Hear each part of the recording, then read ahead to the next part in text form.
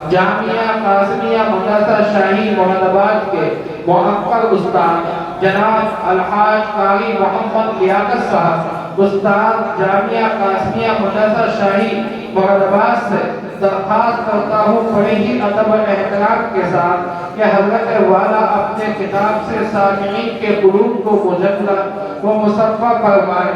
میرے محترم بزرگ و دوستو، اس شعر کے ساتھ دعوت سخت دیتا ہوں۔ شہنشاہ بلاغت چلے آئیے، شہنشاہ بلاغت چلے آئیے، تاجدار خطابت چلے آئیے، اس بزم پربہار کو سجانے کے لیے مشک بار کتابت چلے آئیے، جس سے میری مراد جناب الحاج قاری محمد لیاقت صاحب کا بیان انشاءاللہ آدھا گھنٹہ ہوگا، پھر اس کے بعد دستار بندی ہوگی، پھر اس کے بعد انشاءاللہ حضرت مولانا کے بیان کے بعد دعا ہو جائے گی۔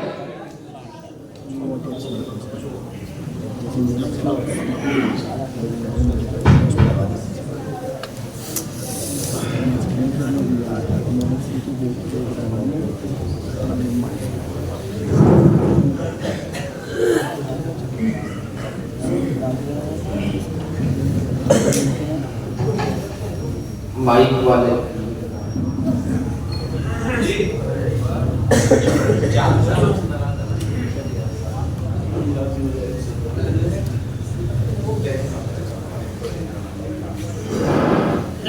السلام علیکم ورحمۃ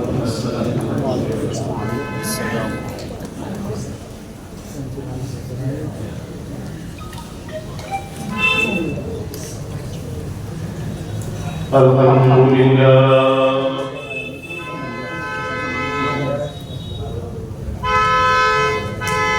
الحمد لله نحمده ونستعينه ونستغفره ونؤمن به ونتوكل عليه ونعوذ بالله من شرور أنفسنا ومن سيئات أعمالنا من يهده الله فلا مضل له ومن يضلل فلا هادي له ونشهد أن لا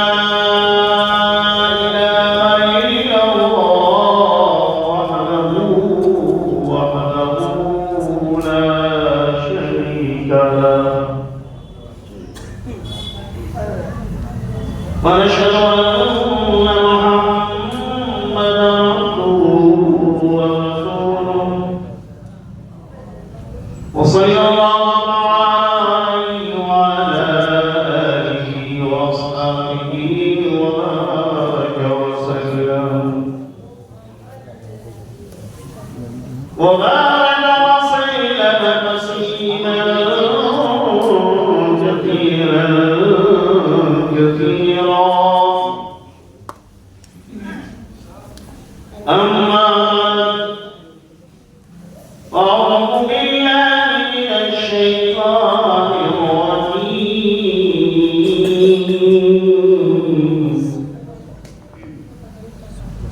بسم الله الرحمن الرحيم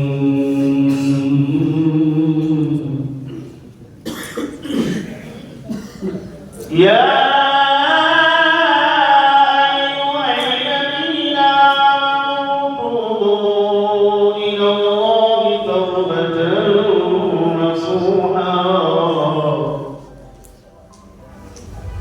صدق الله العظيم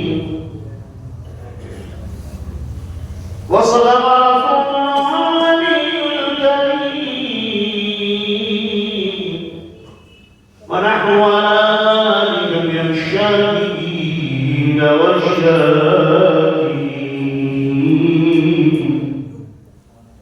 والحمد لله رب العالمين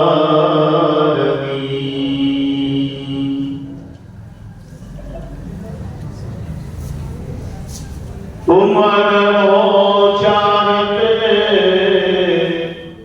جس استغفار رحمتك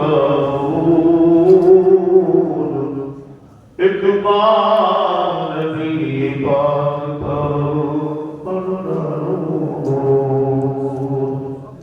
اللهم صل على محمد وعلى آل محمد كما صليت على إبراهيم وعلى آل إبراهيم إنك حميد مجيد.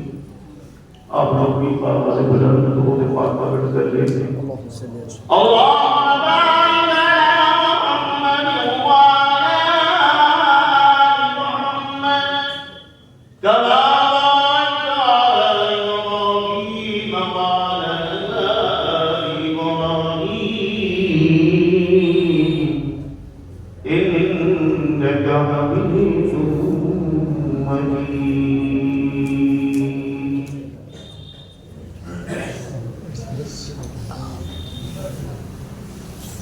کچھ کفر نے فتنے پھیلائے، کچھ ظلم نے شور بھڑکائے. کچھ کفر نے فتنے پھیلائے، کچھ ظلم نے شور بھڑکائے. سینوں میں عداوت جا بجھی، انسان سے انسان ٹکرائے. پامال کیا، برباد کیا کمزور طاقت والوں نے. برباد کیا کمزور کو طاقت والوں نے. جب ظلم و ستم حد سے گزرے، تشریف محمد لے آئے.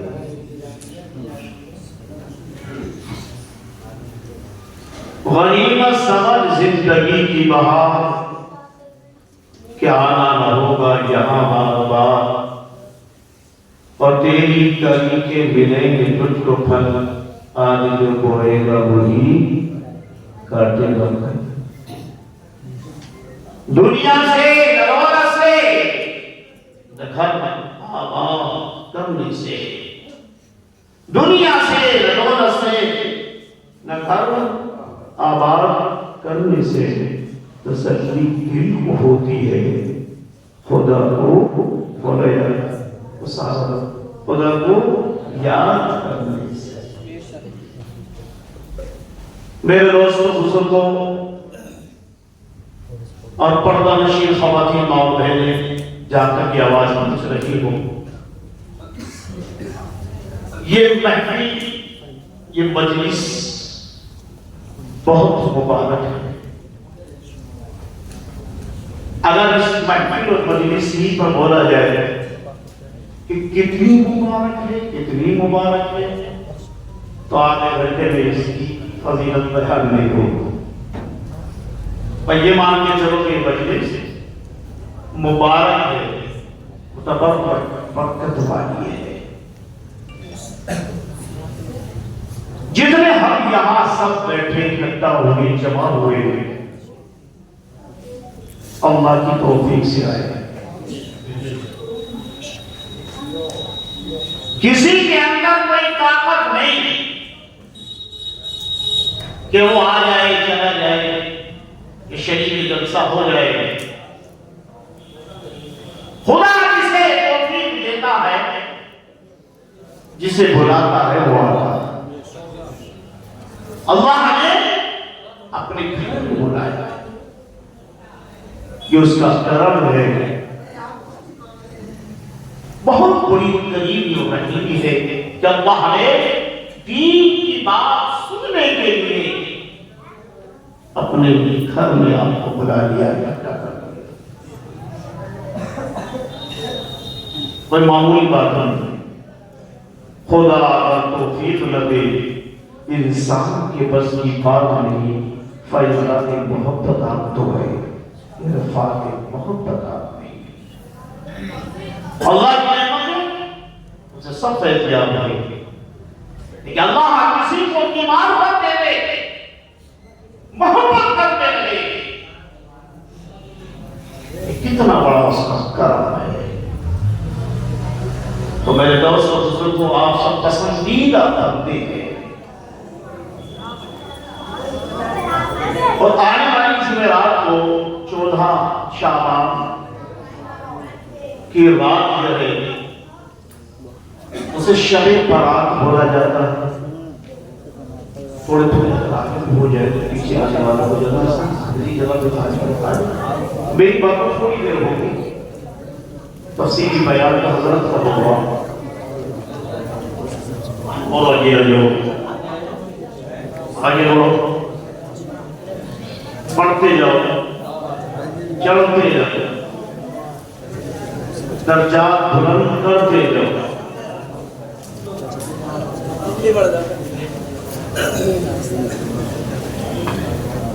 تو تھوڑا سا اشارہ اس طرح ہو جائے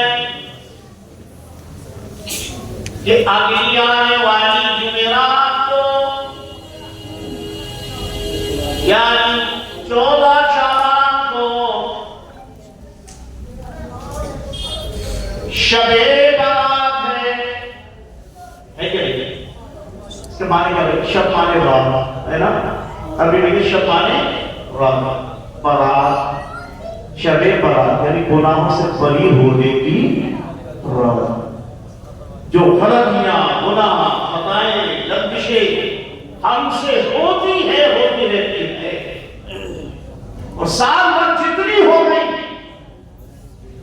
جتنی خطائیں غلطیاں ہم کر چکے ہیں اگر آنے والی اس شب برات میں رب العالمین کے حضور ہم کھڑے ہو جائیں اور اپنے گناہوں پر نادم و شرمندہ ہو کر رب العالمین سے اپنے گناہوں کی معافی مانگے تو آپ ہاتھ اٹھائیں رب العالمین سے اپنے گناہوں پر نادم ہو کر شرمندہ ہو کر معافی مانگے. وہ غفور رحیم ہے معاف کرتے. لیکن دوستو بزرگوں 4 شخص ایسے ہیں کہ جن کی دعا اس شب برات میں شب قدر میں بھی نہیں پوری ہوتی اور قبول نہیں ہوتی. کیا وہ شب برات ہو یا شب قدر ہو لیلۃ القدر ہو لیکن ان 4 کی دعائیں قبول نہیں ہوتی. میں وہ 4 شخص گنا دوں اگر اجازت ہو تو. کون سے لوگ ہیں جن کی دعائیں شب برات میں بھی قبول نہیں اور شب قدر میں بھی نہیں یعنی لیلۃ القدر کے اندر بھی ان کی دعائیں قبول نہیں ہوتی. اللہ کو معاف نہیں کرتا. وہ کون سے لوگ ہیں؟ فرمایا امام الانبیاء محمود کبریا حضرت محمد مصطفیٰ صلی اللہ علیہ وسلم ارشاد فرماتے ہیں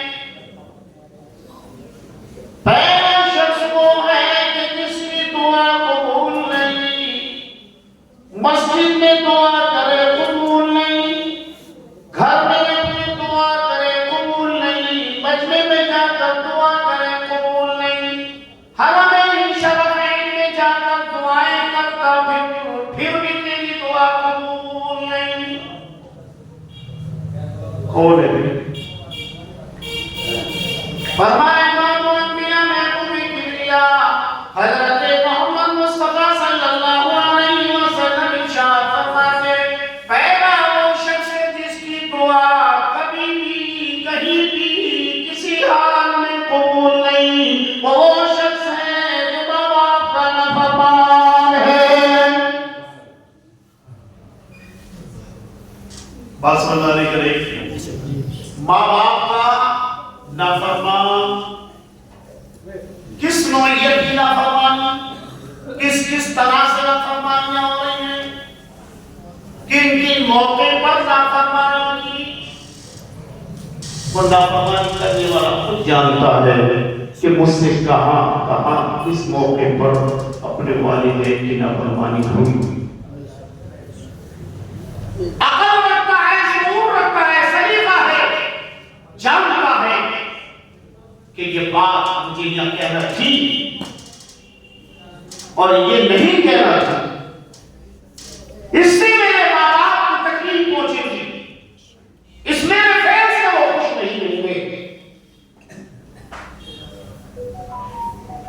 تو ماں باپ کا نافرمان یا والدین کی نافرمانی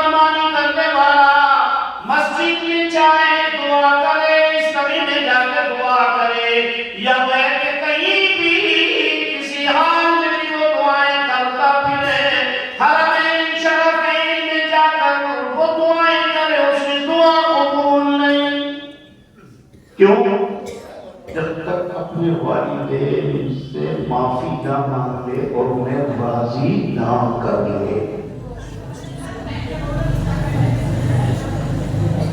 اور کتنا اونچا مقام ہے، مرتبہ ہے والدین کا. ایک صحابی رسول صلی اللہ علیہ وسلم، صحابی رسول پوچھتے ہیں امام الانبیاء محمد کبریا حضرت محمد مصطفیٰ صلی اللہ علیہ وسلم سے کہ اے اللہ کے رسول، میرا میرے ماں باپ میں سے کس کا زیادہ حق ہے؟ تو کہا ماں کا. کیوں جی؟ سب جانتے ہیں ماں کی تکلیف برداشت کرتے. ماں 9 مہینے پیٹ میں رکھا،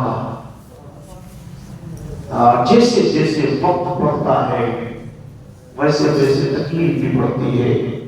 چپ لیٹ بھی نہیں سکتی، نیند بھی نہیں پوری آتی، کتنی تکلیف برداشت کرتی ہے.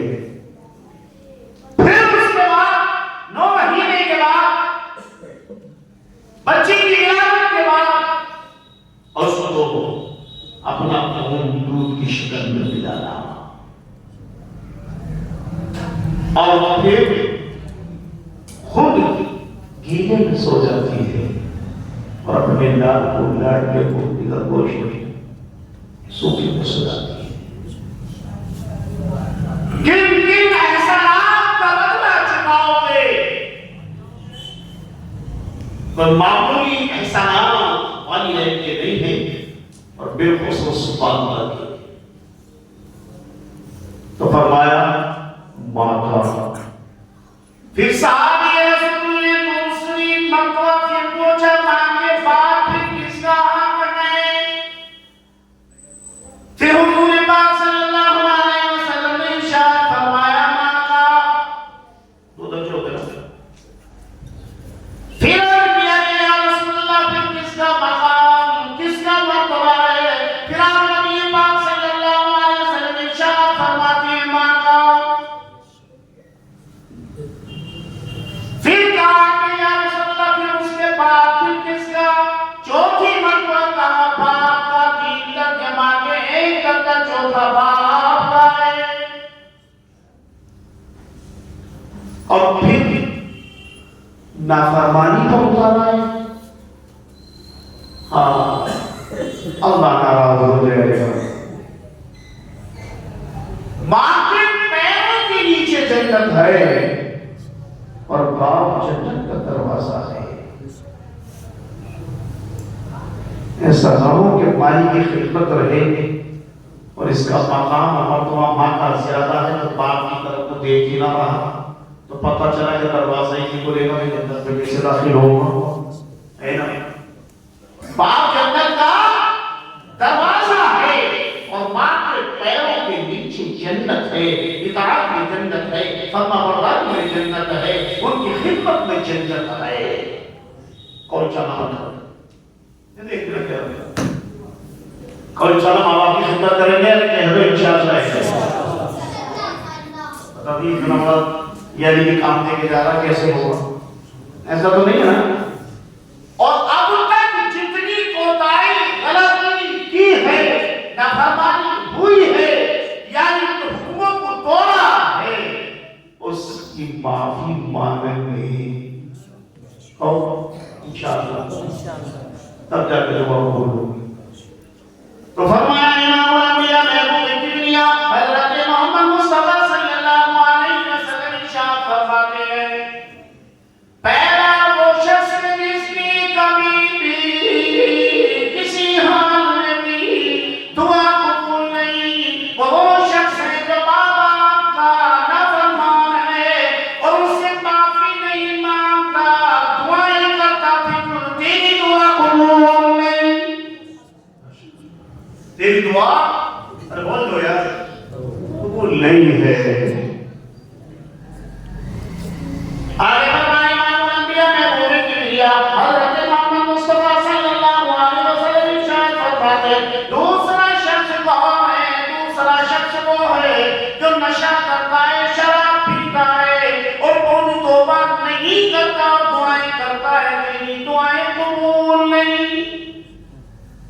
آج ہمارا نوجوان نشے کی طرف بھاگ رہا ہے۔ میں کہہ رہا ہوں کہ نوجوانوں میں بعض علاقوں میں سب جگہ کی بات نہیں کرتا، کم از کم 40% یا 35% یا 30% ایسے نوجوان ہیں جو نشے کے عادی ہیں اور نشے کی طرف بھاگ رہے ہیں۔ اور اگر ایسے نشے کی حالت اگر موت آ گئی تو ایمان پر نہیں ہوا تھا، خارج ایمان ہو جائے۔ نشہ کرتا ہے، شراب پیتا ہے، ہم یا چرس استعمال کرتا ہے، اور پھر اللہ کے دربار میں آ کے دعائیں کرتا ہے۔ جب تک توبہ نہ کر لے دعا قبول نہیں۔ پہلے اس فعل سے، اس غلطی سے، اس گناہی سے، اس نشہ چیز سے جب تک وہ توبہ نہیں کر لیتا اس وقت تک اس کی دعا قبول نہیں ہوگی۔